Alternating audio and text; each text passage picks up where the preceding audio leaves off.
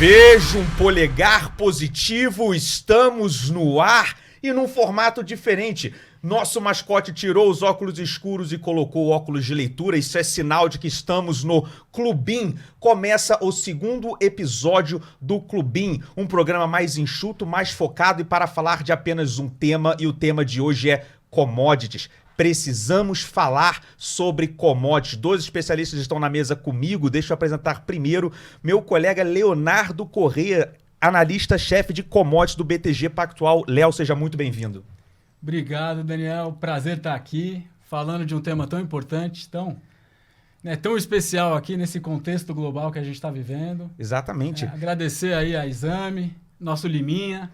Obrigado aí pelo convite, né, André, é um prazer, né, uma grande referência aí há muitos anos venho acompanhando ela, então acho que vai ser um papo bem proveitoso. Sem dúvida alguma, Andréa Weinberg, cogestora do BTG Pactual Asset Management América Latina. Seja muito bem-vinda à mesa do Clubinho, Andréa. Obrigada, vamos lá falar de commodities. Está pronta para falar sobre esse tema de commodities? Bora. Há 25 anos no mercado, Goldman Sachs, Merrill Lynch, Alliance, BlackRock, sempre commodities. Sempre commodities. Caramba. Sempre comecei com mineração.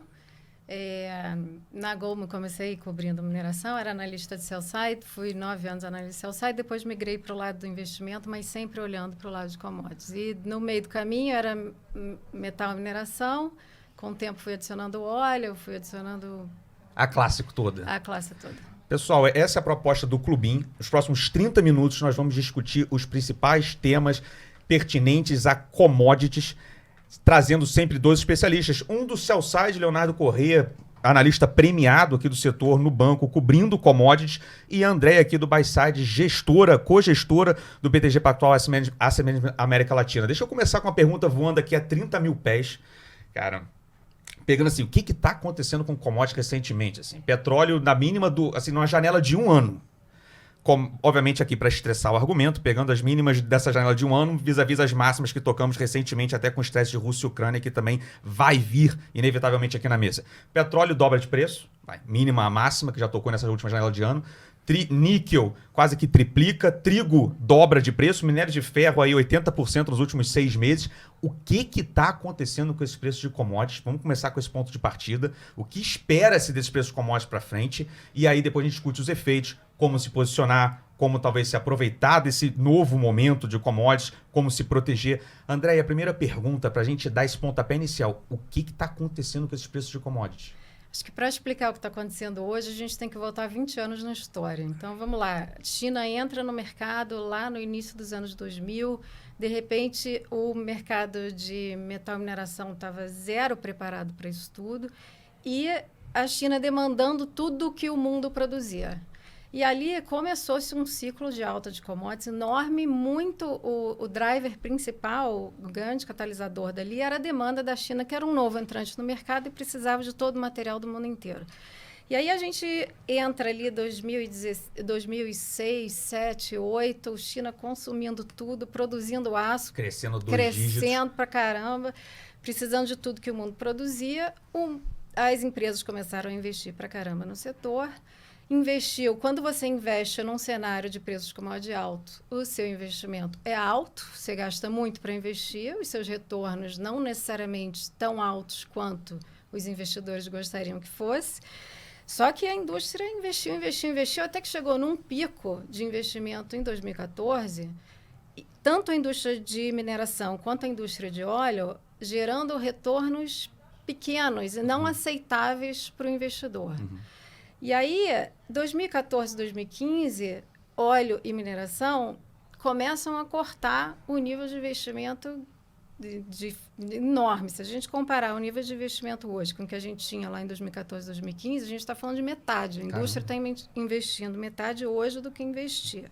Quando você começa a investir muito menos, você começa, assim, o seu potencial de crescimento fica muito comprometido. Então, o que está acontecendo hoje? Passou Covid, pós-Covid, o mundo voltou a consumir tudo o que pode consumir. Essas empresas não adicionaram muita capacidade, a gente tem pouca capacidade ociosa.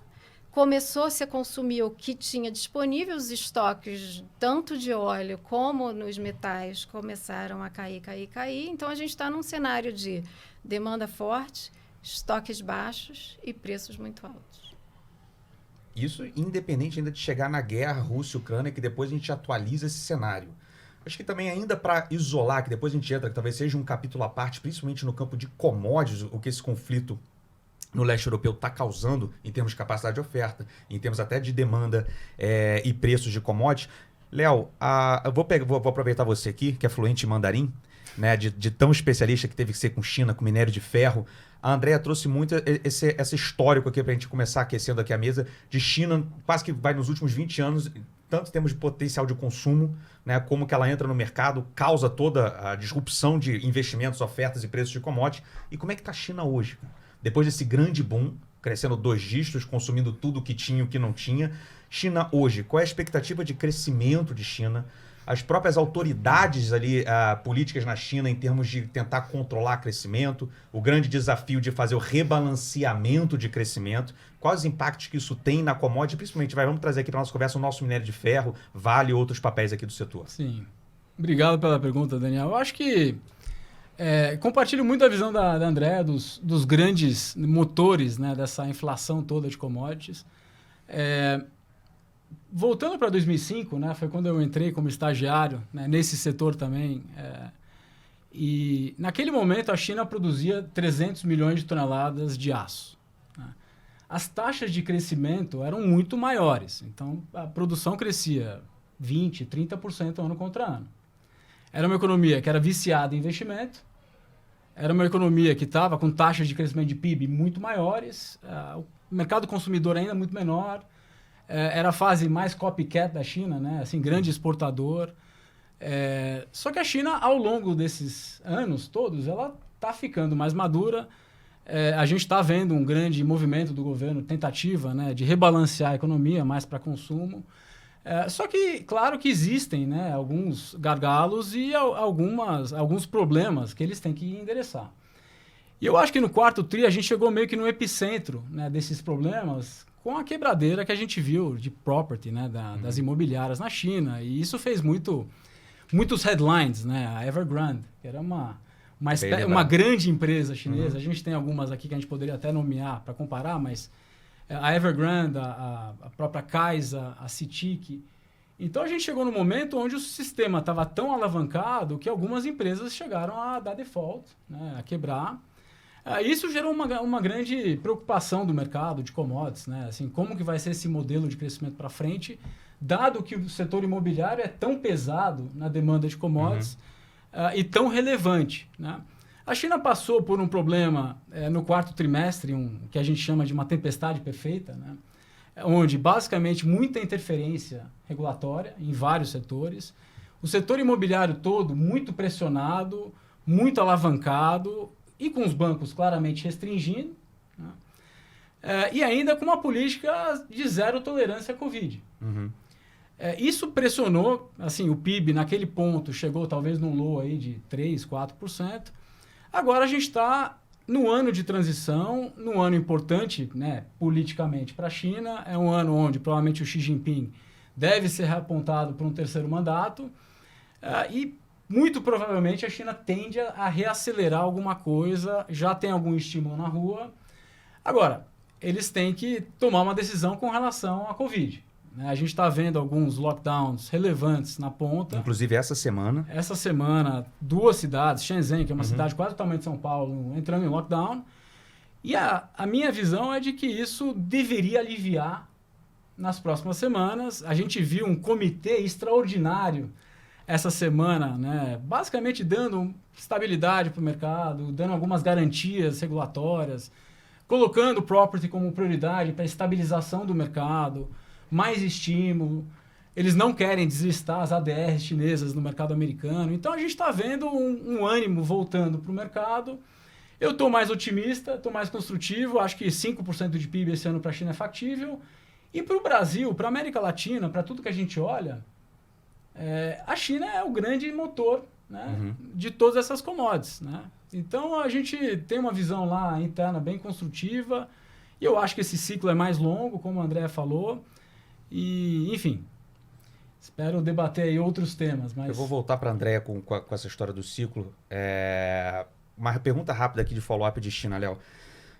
Você está mais otimista, você está mais construtivo com essa reaceleração até pilotada, capitaneada, induzida pelas próprias autoridades chinesas. E a gente percebe que isso, obviamente, anima o mercado, é positivo, principalmente no momento de mundo que está passando agora dessa desaceleração pós, né, spike, volta do Covid.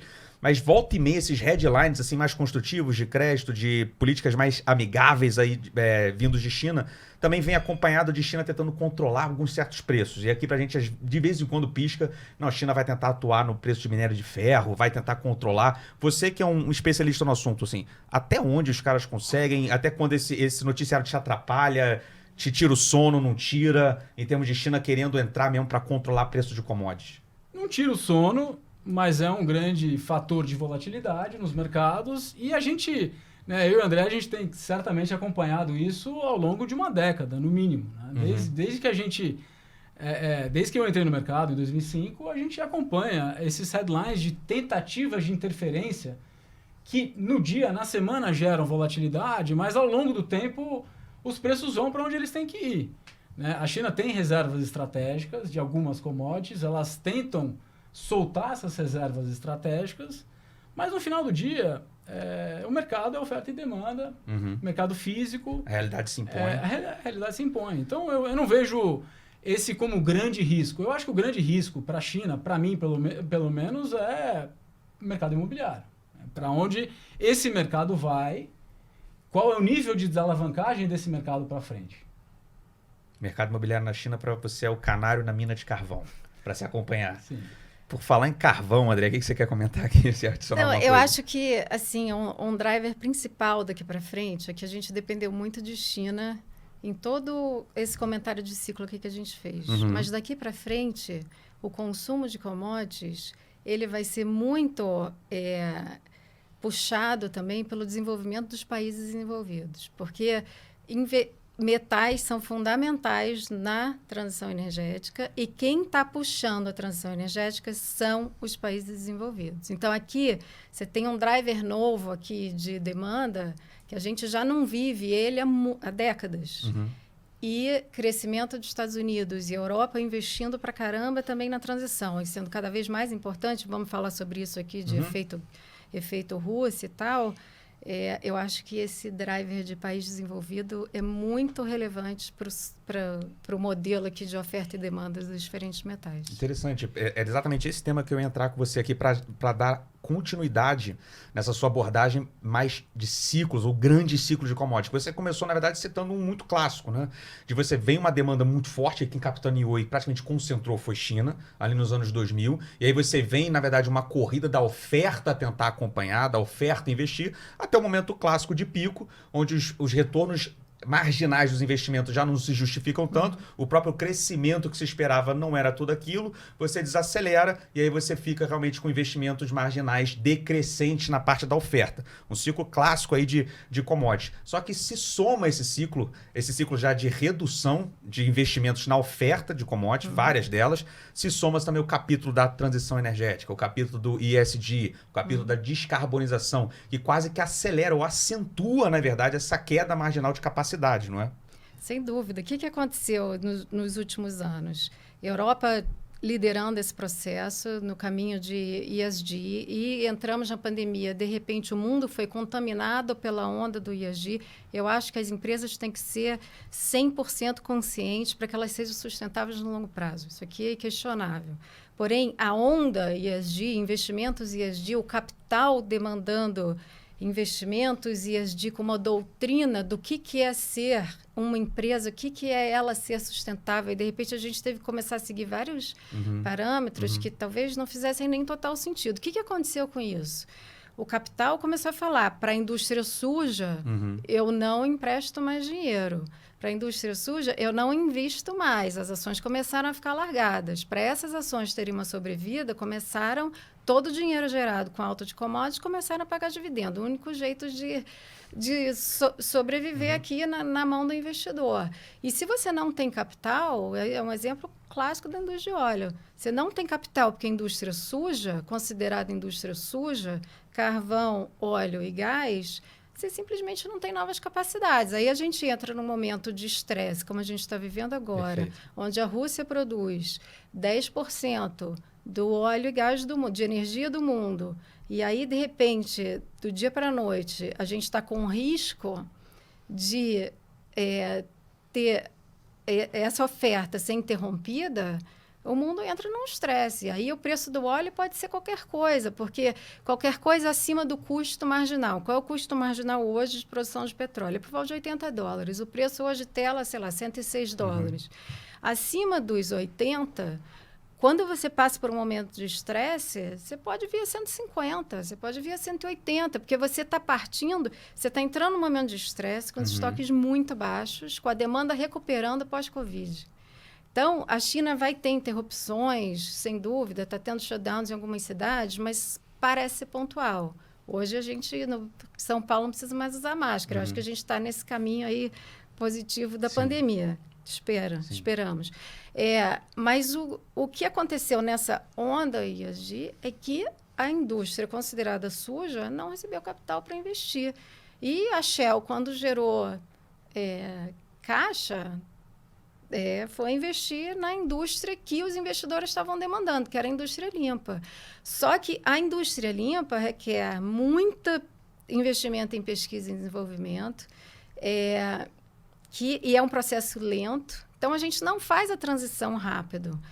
E, para você fazer a transição, para você descarbonizar a energia, você precisa de energia para descarbonizar a energia. Você tem que ter um excesso de energia, porque no começo da descarbonização, você usa mais energia do que a tua contribuição é negativa no início. Vou dar um exemplo aqui, solar e eólica.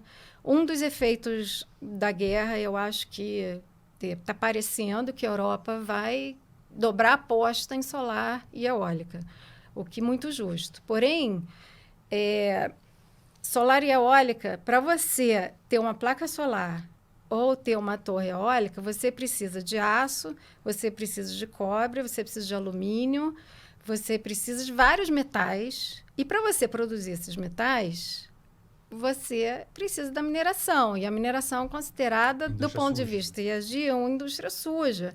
E essa é uma indústria que consome muita energia. Então,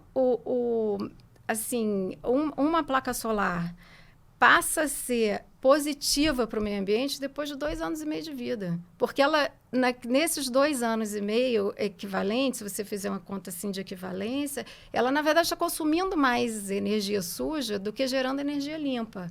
No eólica, é 1 ano e meio. Então, assim, no início, o meu ponto aqui é o seguinte, no início se consome mais energia suja para se gerar, depois de 2 anos, na média, aí, energia limpa. Então, Europa, antes de descarbonizar a matriz, ela vai ter que sujar um pouco mais a matriz. Mas só se faz qualquer transição num ambiente onde você tem energia disponível. Se a gente já estava num cenário apertado pré-guerra, um cenário onde os estoques super baixos de óleo, o spare capacity, né, que chama a capacidade ociosa da indústria, também baixa, um cenário de estresse. E aí você tem a guerra... Quase que uma tempestade perfeita, né? Para pegar o oposto do que o Léo estava tentando falar aqui no quarto tri. Eu acho assim, para mim está sendo muito interessante ouvir vocês. Deixa eu só fazer um statement aqui, né? Assim, acho que ninguém está entrando aqui no juízo de valor de avaliar as necessidades da agenda ESG, acho que é um tema super pertinente, acho que é muito difícil discordar disso. Agora, entende-se, né, a transição, a reorganização da matriz energética, ela, por necessidade, ela no curto prazo, ela até é uma agenda inflacionária, assim, faz parte, ela é uma agenda inflacionária. Tudo mais constante, ela é inflacionária. Só que nos últimos 3 anos, o mundo foi tudo menos constante, né? A gente teve um ataque de uma pandemia que gerou efeitos também inflacionários e agora, infelizmente, uma guerra que também, guerra por definição, é inflacionária no curto prazo. Então, você está tendo uma sobreposição de choque, assim, muito grande. Eu vou começar a querer perguntar para vocês, assim, ideia de, assim, tá bom, mas no meio desse choque todo, tentando tirar essa volatilidade de guerra, etc., assim, mas o que é preço? Você começou a falar aqui já de custo marginal de produção, de petróleo, exatamente mais ou menos assim, o que é preço, o que é range para a gente esperar, né? Mesmo imaginando um mundo assim se acalmando, e obviamente depois a gente pode até discutir aqui caudas, né? Do tipo, não, coisa escala mesmo na Rússia, corta gás da Europa, e enfim, cenários aí mais de estresse que a gente torce para que não aconteça, mas como investidores, de alguma forma, temos que considerar ou estar preparados. Léo, esse ambiente que a André começou a descrever, de sobreposição de choque, essa China que você falou aqui que está reanimando, você está positivo no curto prazo. O que são, né, que a gente chama de ballpark numbers, assim, porque ninguém aqui quer cravar o preço da commodity A no dia 31 de dezembro, à meia-noite de 2022. Mas aqui que é mais ou menos range assim, de preço, por exemplo, de minério de ferro, que você está enxergando. E aí já começar a falar, cara, por exemplo, dos papéis que você cobre, quem são os cavalos que você gosta para investir nesse cenário de minério de ferro, em termos de mineradoras, em termos de siderúrgicas aqui na Bolsa Brasileira, por exemplo. Perfeito. A pergunta fácil é a previsão, né, de preço de commodities. Certamente a gente vai errar, exatamente. Você vê que eu tentei fazer aqui um eufemismo para te colocar na boa, porque se eu não fosse teu camarada, eu ia falar, Léo, quanto é que vai ser o minério de ferro aqui no dia 31 de dezembro de 2022? Certamente a gente vai errar, mas eu acho que, assim, o cenário inflacionário está dado, tá? Dando alguns exemplos. Há 4 meses atrás, a gente tinha $100 de preço de minério de ferro no modelo de Vale, a gente tinha um alumínio de $2.500, a gente tinha uma celulose de 550. Uhum. Hoje, a gente tem um minério de 150, Caramba. Um alumínio de 3,5 e uma celulose indo para 700, né? Talvez 800. Né? Sem falar do petróleo, né, que a André já comentou, sem falar do cobre, sem falar do aço. A gente tinha uma expectativa de aço na China a $700, já está $900 quase, né, a BQ na China. Então, assim, que o cenário é um cenário de revisão geral, eu tenho pouca dúvida. Eu acho que o que a gente vai discutir é o nível de, né, a magnitude. Né? Agora, eu acho que talvez dos poucos setores na Bolsa que tenham revisão de earnings, né, de lucro, de resultados para cima, é esse nosso mundinho aqui de commodities. Por isso que a gente está demandado pela primeira vez em algum tempinho. Né? A gente vai do esquecimento para a fama muito rápido. E agora chegou o nosso momento. O momento da velha economia. Para tentar endereçar isso, exato, né? A vingança da velha economia. A velha economia está de volta. Agora, para tentar endereçar de forma rápida, para deixar a Andrea falar um pouquinho também, eu acho que a Rússia, o que me incomoda um pouco, que esse conflito, essa guerra, muita gente está olhando com uma lente binária. Né? Tem guerra, compra commodity, resolveu a guerra, vende commodities. Eu acho que tradear na ponta, a gente está vendo claramente que o mercado está querendo tradear dessa forma. Até a gente entende a lógica, né, o racional, mas a gente não vê uma solução rápida, fácil, a gente não vê esse cenário. Qual que é o cenário hoje? As cadeias estão interrompidas. Né? As sanções em cima das empresas russas estão dadas, estão postas, são sanções que eu acho que ninguém nunca poderia imaginar. O nível, né? Você imaginar que metade das reservas do Banco Central Russo seriam congeladas, também acho que ninguém poderia imaginar. Você tem linhas, empresas marítimas, né? Os shipping lines não estão mais docking, né? Não estão mais atracando nos portos. Na Rússia, isso não vai mudar. As multinacionais estão saindo. As grandes empresas, Norilsk, maior empresa de níquel do mundo, Rusal, uma das maiores empresas de alumínio do mundo, todos os oligarcas estão sendo alvos, né? De grandes movimentos, né? Que não vão sumir da noite para o dia, mesmo com o fim do conflito. Então, o que eu acho perigoso, a gente entrar nessa onda, que o mercado está tentando nos dizer que é a onda correta, de vender commodities numa solução de conflito que a gente acha, que a gente torce para que aconteça, claro. Mas eu não vejo uma solução, eu acho que o cenário é daqui, né, para cima em muitas coisas que eu olho. Acho que celulose é para cima, acho que alumínio é para cima, acho que níquel, muito volátil, né, depois de toda a história da LME, mas eu acho que é para cima. Então a gente está muito... E não acha que está no preço ainda dos papéis da empresa, é isso? Não estão nos preços. A gente está vendo, o André falou muito dessa mudança de mindset né, de growth, crescimento, M&A, né, fusões e aquisições, para um mindset de carrego, de dividendo. Agora, daqui para frente, eu acho que o mindset continua sendo um mindset de carrego, de dividendo. As empresas não viraram a chave ainda, né, de volta para crescimento. Então, a gente está num ambiente onde assim, a inflação vai continuar assim, na nossa porta. E eu acho que é uma ótima proteção a gente ficar aqui investido nessas empresas aqui que a gente olha. Posso pegar um gancho Claro. aqui? Eu até perguntar se você concorda, Que André. eu acho, assim, a gente está falando de economia velha, né? The old economy. Essa economia velha, o que está fascinante desse momento das commodities é que a gente só vai fazer a transição energética, a descarbonização, primeiro se a gente descarbonizar os processos produtivos dos próprios metais e com muita tecnologia. Então, uma economia velha com muita tecnologia. Eu acho que é the old economy com tecnologia que está fazendo isso aqui ser fascinante de novo, como foi lá no início dos anos 2000, que a gente saiu entrou numa fase completamente transformacional. Essa fase agora é de muita tecnologia. Para a gente conseguir, sim, fazer a transição, tem N estimativas, mas assim, os targets dos principais países, a China chega num pico de emissão de carbono em 2030 para descarbonizar até 2060. A maioria dos países desenvolvidos, os targets são muito mais perto de 2045, 2050. Então, assim, 30 anos. 30 anos passa assim quando a gente está falando de mudanças tecnológicas, né? Então, o que eu acho que é fascinante é que tem muito capital indo para o desenvolvimento dessas tecnologias.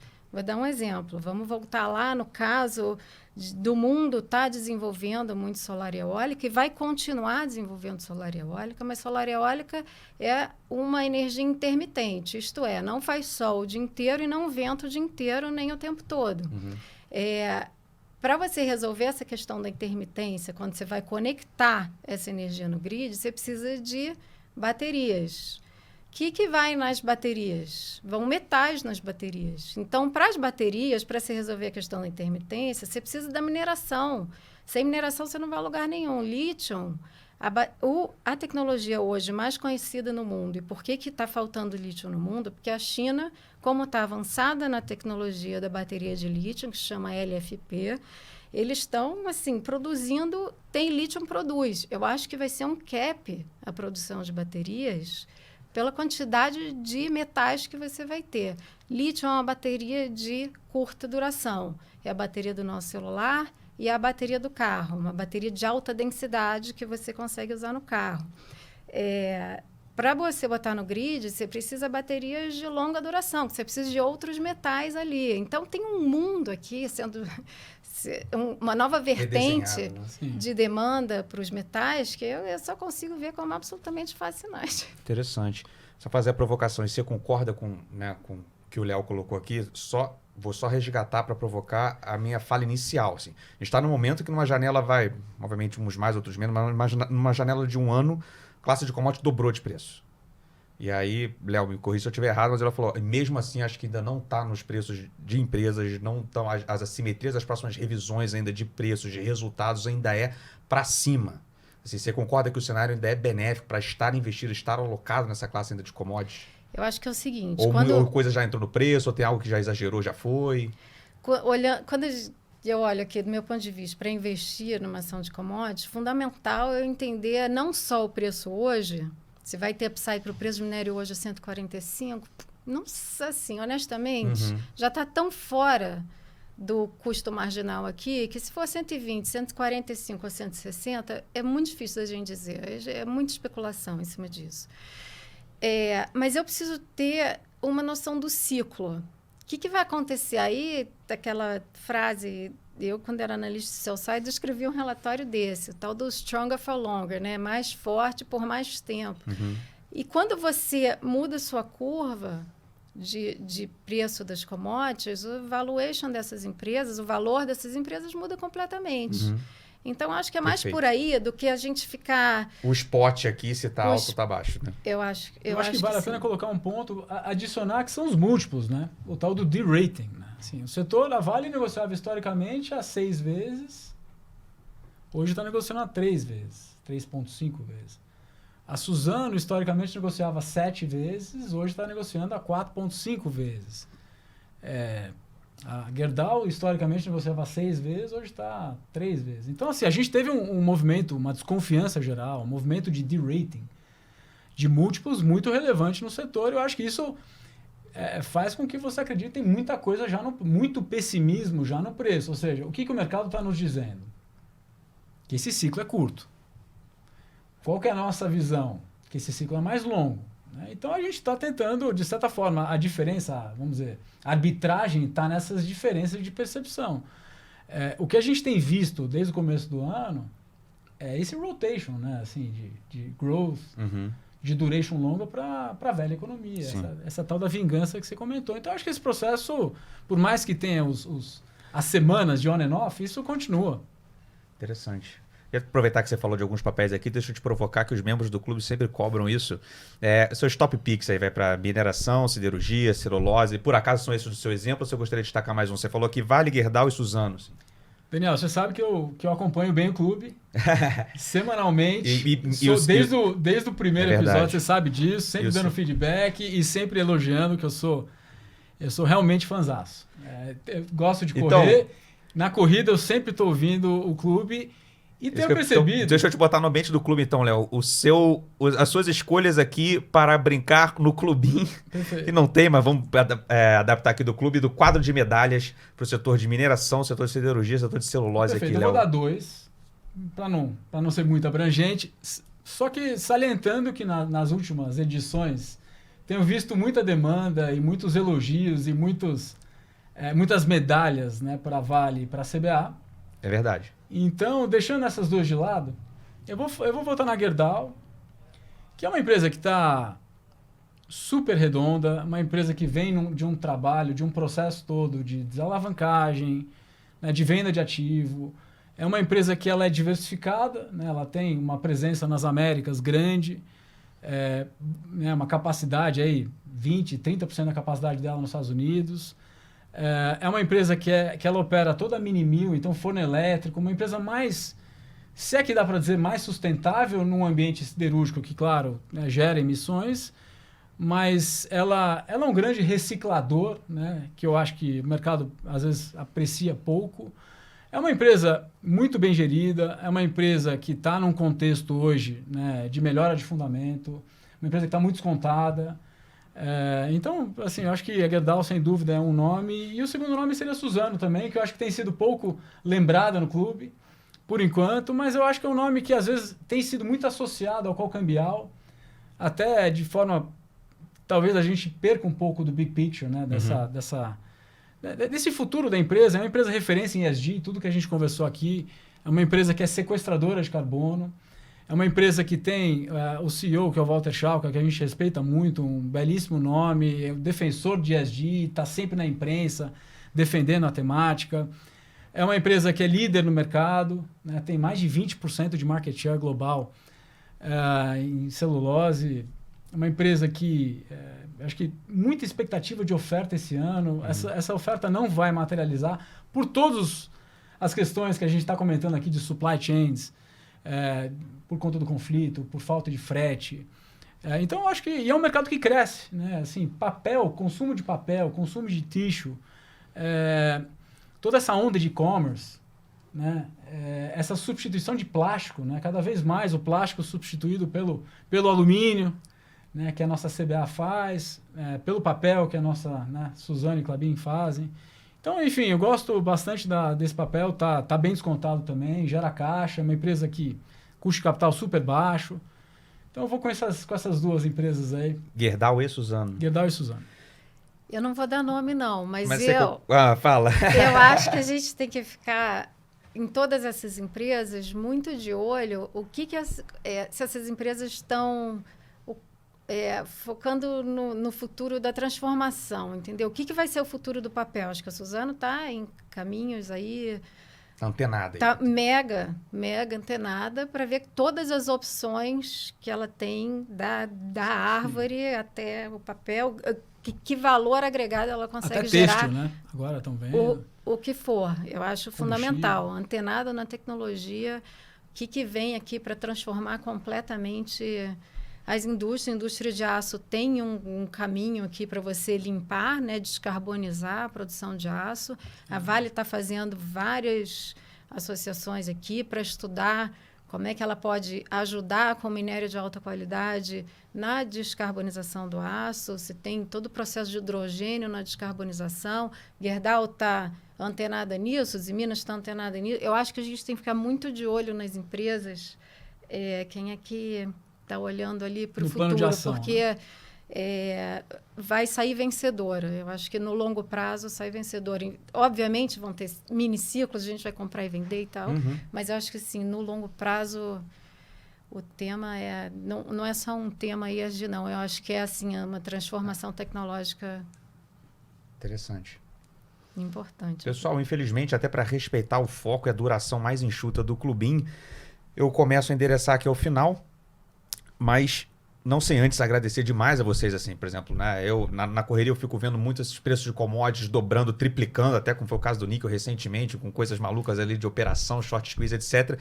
E aí você fica ali, mas o que está no preço, o que não está? E, pois, para mim, esses 30 minutos aqui foram muito interessantes para ver que realmente você tem um ciclo estrutural que está se somando a um ciclo, no caso, cíclico e com catalisadores também, seja de transformação de matriz energética, seja infelizmente, de conflitos armados no leste europeu e que realmente dá ventos extras favoráveis ao setor. O setor de commodities, aliás, é um setor muito pertinente aqui até os investimentos na Bolsa Brasileira. Acho que eu, em nome dos membros do Clubin, agradeço demais a Andréa Weinberg, co-gestora do BTG Pactual Asset Management da América Latina. Muito obrigado pela sua agenda, muito obrigado pelo seu tempo por essa aula. Meu amigo Léo Correia, obrigado pelo prestígio que você dá para o clube, pela força que você sempre nos deu, mas você será cobrado. Janela de 3 meses, Gerdau e Suzano. Vamos ver se você entra aqui para o ranking de medalhas mais uma vez, cara. Muito obrigado. Perfeito. Eu que agradeço, Daniel. É um prazer. É sempre bom falar de commodities. Conte comigo. Andréia, prazer. E até a próxima. Até a próxima. Até o episódio 3 do Clubin, em breve. Um grande abraço, pessoal.